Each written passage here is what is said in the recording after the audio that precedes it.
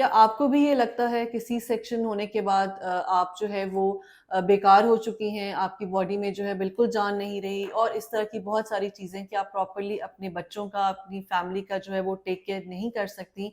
तो इस वीडियो को डिटेल से देखिए, इसमें मैं आपको बहुत से हकाइक बताने जा रही हूँ और बहुत सी जो मिस इन्फॉर्मेशंस और मिसकंसेप्शंस हैं, वो आपकी क्लियर हो जाएँगी। मैं हूँ डॉक्टर सादिया मुमताज़ और आप देख रहे हैं गायनी टॉक्स।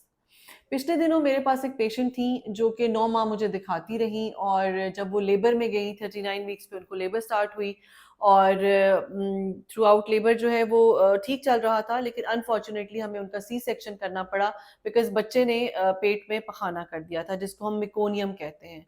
और अगर वो मेकोनियम बच्चा इन्हेल कर ले या वो उसको इंजेस्ट कर ले, उसके मैदे में चला जाए, तो फिर डिलीवरी के बाद सी सेक्शन के बाद उसको बहुत सी कॉम्प्लिकेशंस हो सकती हैं, जो कि एक अदर टॉपिक है, लेकिन आपके लिए इस वक़्त ये जानना ज़रूरी है कि वो बच्चे के लिए बहुत ज़्यादा खतरनाक होता है। सो टाइमली हमें डिसीज़न लेना था। मैंने उसका जब वाटर बैग रप्चर किया तो उसमें मुझे फ्रेश मेकोनियम जो है वो नज़र आया। उसकी फैमिली से बात की, उसके हस्बैंड से बात की तो मैंने उनको बोला कि प्लीज़ आप साइन करें बिकॉज़ हमें पेशेंट को इमरजेंसी में शिफ्ट कराना है सी सेक्शन के लिए। तो उनके हस्बैंड को थोड़ा-सा वो झिझके और उन्होंने मुझे कहा कि डॉक्टर साहब हमने तो आपको दिखाया ही इसलिए है क्योंकि आपके बारे में ये है कि आप ज़्यादातर नॉर्मल डिलीवरीज़ करते हैं। तो हम तो 9 माह आप ये हमने यही आपने हमें यही बताया कि डिलीवरी नॉर्मल होगी, सब कुछ ठीक चल रहा था और अब आप सी सेक्शन कर रही हैं। तो मैंने सुना है कि सी सेक्शन के बाद औरत नाकारा हो जाती है, वो बेकार हो जाती है। मेरे लिए ये एक बहुत ही शॉकिंग किस्म के वर्ड्स थे जो कि मैंने सुने, लेकिन उस टाइम पे मैंने उनको काउंसल किया कि अगर हमें देर कर दी तो फिर हम जो डैमेज है वो ऑलरेडी हो चुका होगा और फिर जो है दोबारा से हम इस टाइम को वापस नहीं ला सकेंगे। बेबी जो है कॉम्प्रोमाइज़ हो जाएगा और बच्चे को बहुत ज़्यादा हेल्थ चैलेंजेस जो हैं वो फेस करने पड़ेंगे। सो उनको मेरी बात कुछ थोड़ी बहुत समझ आ गई, उन्होंने साइन कर दिए। टाइमली अल्हम्दुलिल्लाह हमने बेबी को सेव कर लिया, बच्चा ठीक निकला। अभी तक उसे डिस्ट्रेस नहीं हुआ था, मेकोनियम इन्हेल और इंजेस्ट उसने नहीं किया था। सी सेक्शन हो गया, मदर जो थी वो हमने सेफली जो है आईसीयू में शिफ्ट करा दी। लेकिन मुझे throughout even C section करते हुए भी वो 2 वर्ड्स नाकारा और बेकार मेरे जो दिमाग था उसमें चलते रहे। तो मैंने ये सोचा कि इस ऑपरेशन से फ़ारिग होके मैं उनके हस्बैंड से ये डिस्कशन ज़रूर करूँगी। सो ऑपरेशन से फ्री होकर जब मैंने फैमिली को जाकर बताया, वो बहुत खुश थे, बेबी ठीक था, बेबी रिसीव हो चुका था। तो मैंने उस उनके हस्बैंड को अपने ऑफ़िस में बुलाया और स्पेसिफिकली मैंने ये पूछा कि ऑल्दो मुझे कुछ थोड़ा बहुत अंदाज़ा है कि आप क्या कहना चाह रहे हैं, लेकिन मैं आपके मुँह से सुनना चाहती हूँ कि what do you actually mean by these 2 words? तो उन्होंने मुझे ये जवाब दिया कि उन्होंने ये सुना है कि ना तो जो औरत है वो ऑपरेशन के साल उसको लग जाता है वापस अपनी रूटीन में आते हुए, ना वो बच्चों का ख़्याल रख सकती है, ना वो घर की ज़िम्मेदारी उठा सकती हैं, ना वो अपने अज़दवाजी ड्यूटी जो है वो उसको पूरा कर सकती हैं और थ्रू आउट उनकी ज़िंदगी जो है वो पेन में रहती है, कमर में हर वक़्त दर्द रहता है और बहुत सारी इस तरह की मॉर्बिडिटीज़ जो थी वो उन्होंने मुझे गिनवा दी। अब उसमें मैंने जो उनको एक्सप्लेन किया, मैं उन्हीं पॉइंट्स को आगे वीडियो में रखने जा रही हूँ बिकॉज़ इन पॉइंट्स को सुन के वो काफ़ी सैटिस्फाइड हो गए और आपको आपके नॉलेज के लिए कि अब अल्हम्दुलिल्लाह वो पेशेंट बिल्कुल ठीक हैं, उनके स्टिचेज़ आउट हो गए थे, उसके बाद अब वो काफ़ी हद तक मोबिलाइज़्ड हैं।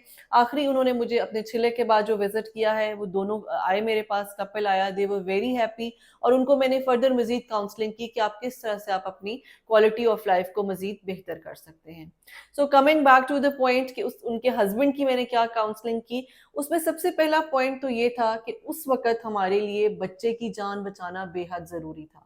अगर हम ऑपरेशन ना करते और लेबर का वेट करते तो वो लेबर एक बहुत लंबा टाइम लेती because she was just 3 centimetres और कम से कम हमें अभी 7 से 8 घंटे चाहिए थे उस लेबर के लिए।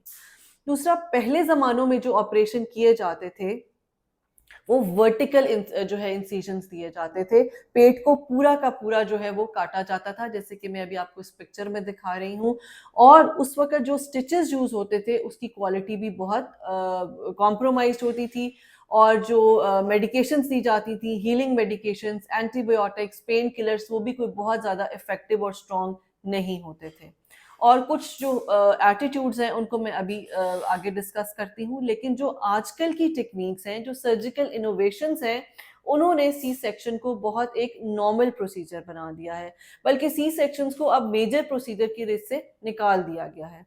उसकी वजह ये है कि अब हम जो कट देते हैं वो आपके पेट के निचले हिस्से पे कट देते हैं, और वो बहुत छोटा सा कट होता है। और मैं तो खैर बहुत ही छोटा कट देती हूँ, मेरी इवन कलीग्स मुझे बहुत ज़्यादा एडमायर करती हैं कि तुम इतने छोटे कट में से बेबी कैसे निकाल लेती हो, लेकिन ये हर एक की अपनी एक टेक्निक होती है। तो बहुत छोटा सा, तकरीबन इतना 8 सेंटीमीटर्स का कट होता है। उसमें जो आपकी लेयर्स हैं उसमें मसल्स को नहीं काटा जाता, जो कि एक मिसकंसेप्शन है कि पट्टे काट दिए जाते हैं। हम उनको सिर्फ हाथों से सेपरेट करते हैं। उसके बाद अगली जो 2 लेयर्स हैं उनमें एक रेक्टस शीट होती है जो कि आपके पेट को कंट्रोल करके रखती है। उसमें एक कट लगाया जाता है और फिर यूट्रस पे अप्रोच किया जाता है। और जो स्टिचेस लगाए जाते हैं उनकी क्वालिटी इतनी बेहतरीन है कि वो एज द 2 वीक्स पास तो वो आपकी जो हीलिंग है वो उसको कंप्लीट कर चुके होते हैं। आपने ये देखा है कि आपके स्किन के स्टिचेस जो हैं वो 7th डे निकाल दिए जाते हैं, और इंटरनल स्टिचेस जो हैं ऑलमोस्ट 2 to 3 वीक्स में वो हील डाउन हो चुके होते हैं। और जो आपको एंटीबायोटिक्स दी जाती हैं वो आपको इन्फेक्शन से बचाती हैं, वो आपकी जो इन्फ्लेमेशंस हैं, जो प्रॉब्लम्स हैं उनसे बचाती हैं। पेन किलर्स हम इतने स्ट्रॉन्ग देते हैं कि शुरू के जो 2 दिन हैं उसमें हम आपको जो आईसीयू के बाद रूम में शिफ्ट करते हैं, तो ताकि आपको अच्छे से अच्छा पेन किलर दिया जाए ताकि आपका पेन रिलीफ रहे। फिर जब आपको घर भेजा जाता है तो भी डिस्चार्ज स्लिप पे लिस्ट ऑफ मेडिकेशंस दे के भेजा जाता है, ताकि आपका जो पोस्ट डिलीवरी टाइम है वो बहुत आराम और सुकून से गुजरे। दूसरा, कुछ एटीट्यूड्स ऐसे हैं पेशेंट्स के, जैसे कि अभी भी ये चीज़ें जो है वो इम्प्लीमेंट की जाती हैं कि जब किसी का ऑपरेशन हो जाता है तो उसको बिल्कुल हिलने-जुलने से मना कर दिया जाता है, नहाने-धोने से मना कर दिया जाता है, बिल्कुल कन्फाइन कर दिया जाता है। तो ये वो चीज़ें हैं जो कि आपके स्टिचेज़ की हीलिंग में और आपकी बॉडी की हीलिंग में नेगेटिव रोल प्ले करती हैं। हमारी काउंसलिंग ये होती है कि तीसरे ही दिन से हम पेशेंट को मोबिलाइज़ कर देते हैं। हल्की-फुल्की वॉक, फिर डाइट बताई जाती है। पहले तो मरीजों को पानी नहीं था पीने दिया जाता, गर्म खाना नहीं था खाने दिया जाता कि जी बच्चे को ही अरकान हो जाएगा, उसकी अपनी हीलिंग को इतना ज़्यादा हैम्पर किया जाता था। लेकिन अब जो मॉडर्न टेक्निक्स हैं, जो मॉडर्न इनोवेशंस हैं, उनमें सी सेक्शन मॉम्स जो हैं वो बहुत जल्दी रिकवर कर जाती हैं।